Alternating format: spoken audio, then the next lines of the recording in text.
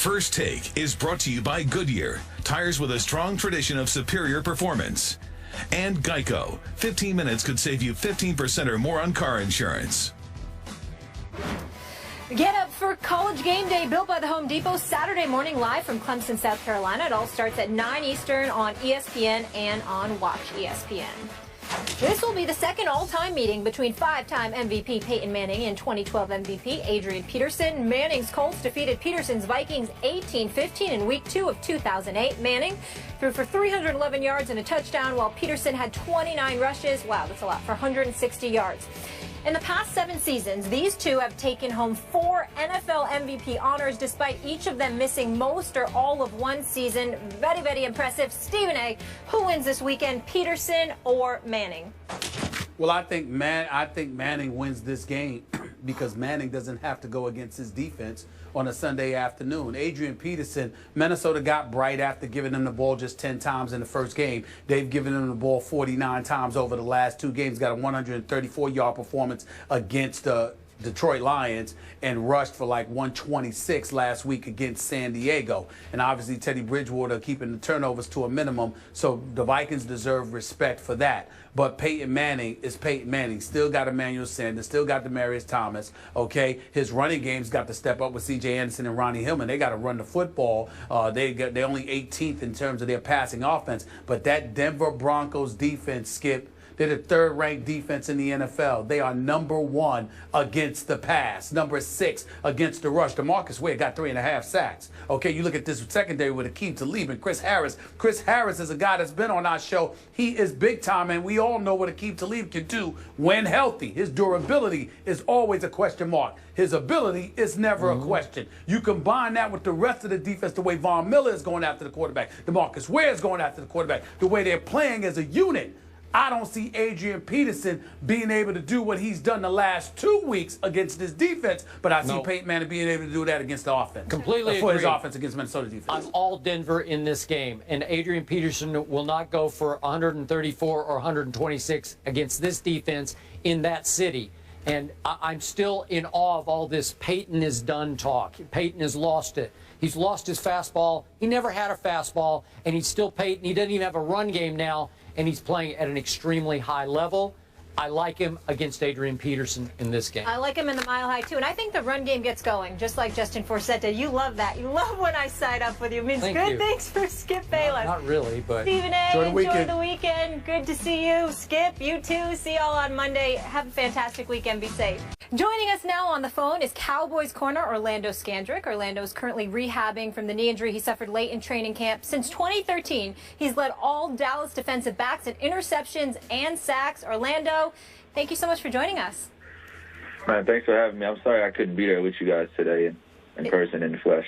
It's okay. I'm not. What happened? What happened? What's the deal? Just rehabbing. I'm just trying to, do whatever I can to recover and regain the form that I was in before I got injured. All right, understood. I guess that's a little more important.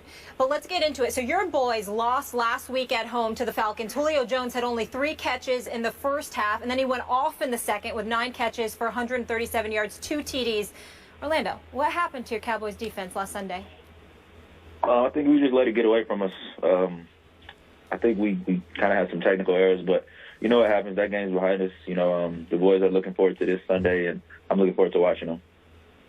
Stephen A., give me just a second with my friend, my friend Orlando, because he has a bone to pick with me, because when he went down in training camp, even though I had called him all of last year the best player on my Cowboy defense, I couldn't just jump off the horse at that point and say all is lost. So I started saying, wait a second, it's not like he's Deion Scandrick. As good as Orlando is, he's not Deion Scandrick. So I'm going to hang in with my Cowboys. But Orlando Scandrick did not like that. So the floor is yours, Mr. Scandrick. Skip, I ain't too upset with you, but I mean, thank you. I think it was a loss for our team. It was a tough loss for me, and I think some players are players that, depending on like how you look at it, you can't replace them. It's not just what I bring, to the defense, but it's what you bring to the team from a leadership standpoint, just from an experience standpoint. But I don't really have a bone to pick with you. I just feel like you was talking about when you said that. Well, I got that, and I will be the first to admit I missed you during the second half last Sunday at Jerry World because you would have made a difference on Julio. I'm convinced of that, so I will give you that much. Thank you very much. No, thank you. Go ahead, Stephen A. Well, I don't know why y'all want me to be a part of this. It ain't even an interview. As far as I'm concerned, it's just a love fest with all of you Cowboys. Look, Orlando Scandrick, you can play. You're a friend of the show. You know I got love for you, bro. But I have no love for your team. I think y'all are average, even though you've got elite talent. Somehow, some way, something will happen to get in the way. I'm sad, very much so, in all seriousness, that you got hurt. And I don't root against you individually, and neither my boy Dez, because I love me some Dez Bryant. But I just have a problem with the Dallas Cowboys always walking around like you're champions instead of a team that hasn't won a Super Bowl in 20 years. Do you have a problem, or do y'all have a problem with me having that attitude?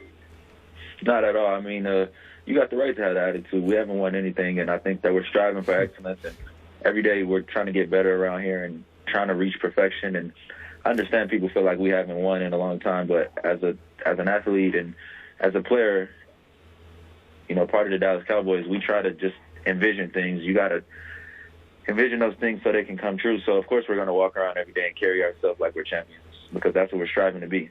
So, Orlando, as a team leader, tell me how much concern you have about Brandon Whedon playing quarterback at New Orleans this Sunday night. None at all, man. This team was built to survive injuries, and I think Whedon will be fine this weekend. I think our defense is going to show up, and, you know, I'm looking forward to this weekend.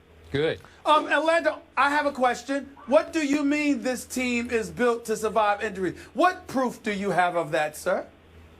I mean, our offensive line is great. Our running backs are good, and our defense is built to carry this team. Your defense? You mean without you, your defense is built to carry? Really? Absolutely. We're going to be How getting you come some up with players that conclusion? back we're going to be getting some players back next week. Next week, and we'll be fine. Yeah, and by the way, Mr. Smith, how about a Greg Hardy and a Rolando McClain and a Randy Gregory will soon be back in Orlando? How much better will those players make this defense? A lot. I can't even put it into words, but, to have those players returning that are in the front seven, it's going to make it a lot easier for the secondary and for everyone else.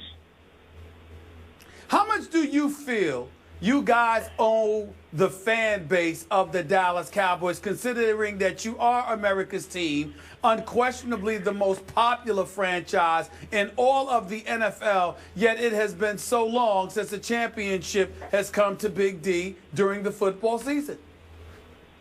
I mean, lose him? Orlando. Hello? I think we might have lost Orlando. Yeah, I'm not surprised. That was a very balanced interview. We had the hater and the lover. I really enjoyed it. I like Orlando. I like a lot of guys on the Cowboys. It's just that the uniform, the star, and the helmet, and in midfield, and more importantly, the pathetic Cowboy Nation. It makes me sick to my stomach walking around like they've won something, for crying out loud, sullying the mantra and the legacy of this great nation of ours, who's known for being a winner, but somehow the Cowboys are America's team without a championship in the last 20 years. Makes me sick to my stomach. That's right, I said it. Okay, but it was nice for Orlando to come on the show. Right now. I got nothing but love for Orlando. And my man Dez, I ain't talking about you, Dez. I ain't talking about you. You know what? How's Joseph Randall doing, by the way? Wait, the guy who touched the ball the first 3 times and nearly scored all 3 times? That guy? You know what's going on here? Beneath all that bluster that you just heard from that man, beneath all that bloviation is nothing but fear. Because he knows that as I get all my players back on defense, and then pretty soon I'm going to get Dez back, and I'm going to get little Tony Romo back, and you know and I know, Super Bowl, here we come. You know it and I know it, and you are scared to death of it. Hey, Skip, say those names again, because you said those those names and then said if they, when they get back, you're assuming they're going to stay back. You sure? They will stay back. Are you sure? Yeah. Oh, yeah. They'll stay back, stay in your psyche, and they will haunt you from about December on. Well, I can't wait. Forget Psycho Time. I just saw a little Psycho skip come out. That's We right. gotta go to break. Orlando, I hope they're around. I hope they're around. Orlando, thank you for joining us. Yeah. We wish you a speedy recovery as well. Orlando, not Deion Scandrick. There's a hurricane. He's out of control today. Yes, he is. Headed towards the East Coast this weekend, but as of right now, Philly and Washington are still scheduled to play Sunday. We'll discuss that after the break. Stephen A.'s having a good old time.